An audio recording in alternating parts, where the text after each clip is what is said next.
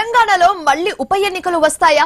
BRS నుంచి ఎమ్మెల్యేలుగా గెలిచి కాంగ్రెస్ లో చేరిన 10 మంది ఎమ్మెల్యేలో దానం నాగేందర్, కడియం శ్రీహరి తమ పదవులకు రాజీనామా చేసి ఉప ఎన్నికలకు వెళ్తారా? ఇందుకు కాంగ్రెస్ అధిష్టానం ఓకే చెప్తుందా?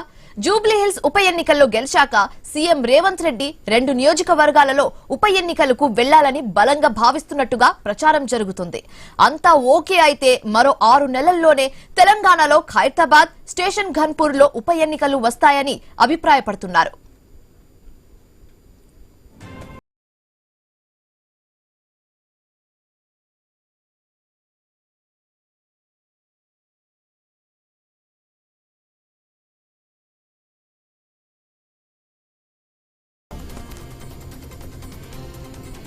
పార్టీ మారిన 10 మంది ఎమ్మెల్యేల అనర్హతపై స్పీకర్ దగ్గర విచారణ జరుగుతోంది.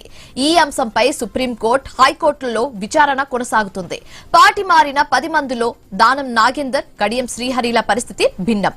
దానం నాగేందర్ కాంగ్రెస్ పార్టీ బి ఫారంపై సికింద్రాబాద్ ఎంపీగా పోటీ చేశారు. దీంతో టెక్నికల్ గా అతనిపై వేటు పడడం లాంఛనమే. అలాగే కడియం శ్రీహరి సైతం లోక్సభ ఎన్నికల సమయంలో తన కుమార్తె కడియం కావ్య కోసం ప్రచారం చేసి కాంగ్రెస్ కు ఓటు వేయాలని కోరారు. ఇందుకు సంబంధించిన ఆధారాలను బీఆర్ఎస్ సిద్ధం చేసింది.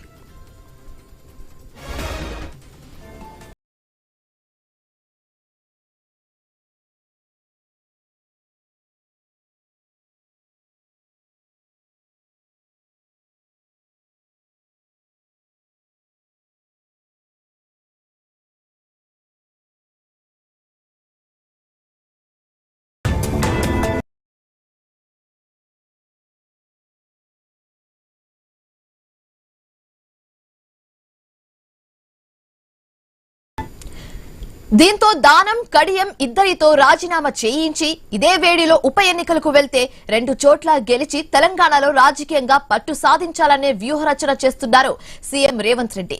సాధారణ ఎన్నికలకు ఇంకా 3 ఏళ్ల సమయం ఉండడంతో ఉప ఎన్నికలకు ఇదే సరైన తరుణంగా భావిస్తున్నట్లుగా సమాచారం అందుతుంది.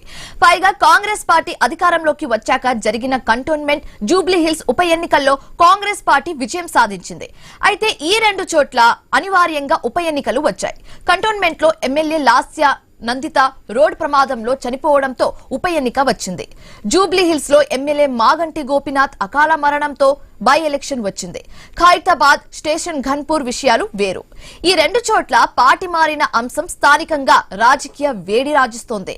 అందుకే కంటోన్మెంట్ అలాగే జూబ్లీహిల్స్ నియోజకవర్గాలలో జరిగిన ఉప ఎన్నికలను ఖైరతాబాద్, స్టేషన్ ఘన్పూర్లను ఒకే ఘాటుగా కట్టేయాలని అభిప్రాయపడుతున్నారు.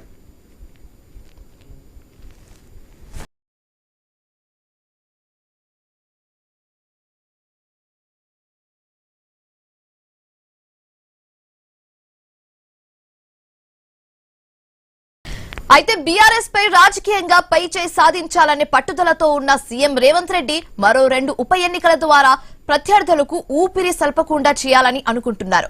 కాంగ్రెస్ పార్టీ అధికారంలో ఉండడంతో తప్పకుండా ప్రజలు అభివృద్ధిని దృష్టిలో పెట్టుకుని ఓటు వేస్తారని లెక్కలేసుకుంటున్నారు. ఒకవేళ ఉప ఎన్నికలు వస్తే ఖైరతాబాద్ జనరల్ నియోజకవర్గం, స్టేషన్ ఘన్పూర్ మాత్రం ఎస్సీ రిజర్వ్డ్ స్థానం. 2 చోట్ల వేరువేరుగా ఎన్నికల వ్యూహరచన చేయాల్సి ఉంటుంది. అందుకే దానం, కడియం రాజీనామా చేస్తే ఏం జరుగుతుంది? ఉప ఎన్నికలు తెలంగాణ రాజకీయాన్ని మరో మలుపు తిప్పాయనే విశ్లేషణలు కొనసాగుతున్నాయి.